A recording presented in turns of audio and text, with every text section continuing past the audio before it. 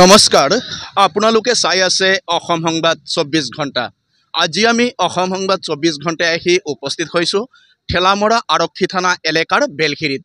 আৰু বেলখিৰিত কিছু সময় পূৰ্বে সংঘটিত হৈছে এক ভয়ংকৰ পথ দুৰ্ঘটনা। আৰু উক্ত পথ দুৰ্ঘটনাত 6জন লোক আঘাতপ্ৰাপ্ত হোৱাৰ লগতে এগৰাকী লোকে প্ৰাণ হেৰুৱাইছে। আমি দেখুৱাই আছোঁ সামগ্ৰিক পৰিৱেশ। এয়া হৈছে ঠেলামৰা ৰাজচক্ৰ এলেকাৰ অৰ্থাৎ ঠেলামৰা আৰক্ষী থানা এলেকাৰ বেলখিৰিৰ দৃশ্য। এই বেলখিৰিত এনেদৰে নিয়ন্ত্ৰণ হেৰুৱাই দ খাৱৈত সোমাইছে এখন টাটা মিউজিক বাহন। আৰু যাৰ পৰিণতিত এই মিউজিকত থকা 6জনকৈ লোক গুৰুতৰভাৱে আঘাতপ্ৰাপ্ত হৈছে। আৰু আমি জানিব পৰা মতে এগৰাকী লোকে ইতিমধ্যে প্ৰাণ হেৰুৱাইছে। তেখেতক চিকিৎসালয়লৈ নিয়া হৈছিল যদিও চিকিৎসকে মৃত বুলি ঘোষণা কৰিছে বুলি আমি জানিব পাৰিছোঁ। আৰু এই বাহনখন আহি আছিলে যি আলিহিঙাত অনুষ্ঠিত হৈছিলে উত্তৰ পূৰ্বাঞ্চল সৰ্ববৃহৎ ইষ্টেমা।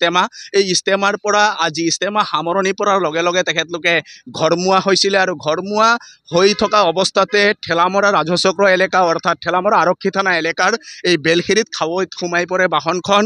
আৰু বাহনখন সোমাই যোৱাৰ ফলত ইয়াত বাহনত থকা 6জন লোক আঘাতপ্ৰাপ্ত হয়। আৰু এগৰাকী লোক গুৰুতৰভাৱে আঘাতপ্ৰাপ্ত হৈছিল যদিও তেখেতক চিকিৎসালয়লৈ নিয়াৰ পিছতে চিকিৎসকে মৃত বুলি ঘোষণা কৰে। আৰু এই লোকজনৰ নাম আমি জানিব পৰা মতে আলাল উদ্দিন। তেখেতৰ মৃত্যু হৈছে। আৰু আমি দেখুৱাই আছোঁ সামগ্ৰিক পৰিৱেশ। এয়া হৈছে ঠেলামৰা আৰক্ষী থানা এলেকাৰ বেলখিৰিৰ দৃশ্য। আৰু বেলখিৰিত এনেদৰেই এই দুৰ্ঘটনাৰ খবৰ পাই অজস্ৰ লোকৰ সমাগম হৈছে। কিয়নো এটা মহৎ অনুষ্ঠানৰ পৰা আহি আছিল লোকসকল। আজি তেখেতলোকে ঘৰলৈ গ'লে হয়। ইমান 3 দিন তেখেতলোকে অনুষ্ঠানটোত থাকি আজি ঘৰমুৱা হৈছিল। আৰু সেই অৱস্থাতে আজি সংঘটিত হ'ল এই দুৰ্ঘটনা। আৰু ইয়াতে স্থানীয় লোক আছে, আমি তেখেতলোকৰ পৰাও কিছু কথা জনাৰ চেষ্টা কৰিম। কি ক'ব? 3দিনীয়া কাৰ্যসূচীৰে অনুষ্ঠিত হৈছিলে ইষ্টেমা। আৰু ইষ্টেমাৰ আজি সামৰণি পৰিছিল। আৰু সকলোৱে আজি অতি আনন্দৰে ঘৰমুৱা হৈছিলে। কিন্তু দুৰ্ভাগ্যবশতঃ এখন মিউজিক বাহন ইয়াত দুৰ্ঘটনাত পতিত হ'ল। কি ক'ব এই ক্ষেত্ৰত? এতিয়া তেওঁ গোটেই টোপনি খতি আছিলে, টোপনি যোৱা অৱস্থাতে হৈ গ'ল নেকি, মানে ধৰিব পৰা নাই। ক'তো মাৰা নাই, গছতো মাৰা নাই বা গাড়ীত মাৰা নাই, নিজে নিজে আহি খালত সোমাই দিলে। আৰু তেতিয়া লগে লগে আপোনালোকে গম পাইছিলে? মইতো পিছত এই মাত্ৰ আহি পাইছোঁহে জাষ্ট। হয়, ইতিমধ্যে শুনিলে তেখেতলোকে কথাটো জনাইছে। আচলতে 3 দিন যিহেতু অনুষ্ঠানটোত আছিলে হয়তো তেখেতলোকৰ টোপনি ক্ষতি হ'ব পাৰে বুলি কৈছে। আৰু লগেদি আৰক্ষীয়ে এটা কথা আমাক জানিব দিছে যে গাড়ীটো অলপ গতিবেগ অধিক আছিলে, তীব্ৰ গতিত অহাৰ পৰিণতি তেনেকুৱা হ'ব পাৰে বুলি আৰক্ষীয়ে জানিবলৈ দিছে। আনকি বাহনখনত লোকৰো সংখ্যা বেছি আছিল বুলি কৈছে। তো এয়া হৈছে আৰক্ষীৰ পৰা আমি জানিব পৰা কথা।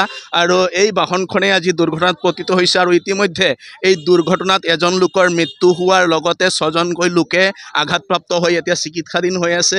আমি দেখুৱাই আছোঁ সামগ্ৰিক পৰিৱেশ। এয়া হৈছে ঠেলামৰা আৰক্ষী থানা এলেকাৰ বেলখিৰিৰ দৃশ্য। আৰু বেলখিৰিতে আজি সংঘটিত হৈছে এই ঘটনা। আৰু আজি তেখেতলোকে যিহেতু এটা মহৎ অনুষ্ঠানৰ পৰা আহি আছিল আৰু অহাৰ পথতে এই দুৰ্ঘটনা সংঘটিত হৈছে। আৰু এই দুৰ্ঘটনাৰ ফলত এজন লোকে প্ৰাণ হেৰুওৱা বুলি আমি জানিব পাৰিছোঁ। আৰু লগেদি 6জনকৈ লোক আঘাতপ্ৰাপ্ত হৈ চিকিৎসাধীন হৈ আছে।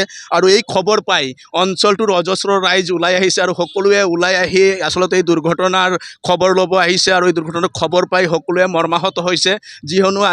কিয়নো আজি 3 দিনৰ পিছত সেই মানুহজন নিজৰ ঘৰলৈ উভতি গৈ আছিলে বা এটা মহৎ কাম কৰি বিশ্বৰ সকলোৰে মংগল কামনা কৰি দুৱা প্ৰাৰ্থনা কৰি আজি ঘৰমুৱা হওঁতেই তেখেতেই বাতৰি হ'বলগীয়া হ'ল। সঁচাই একে দুখজনক খবৰ এই বেলখিৰিৰ। আমি দেখুৱাই আছোঁ সামগ্ৰিক পৰিৱেশ। আৰু ইয়াত অজস্ৰ লোকৰ সমাগম হৈছে।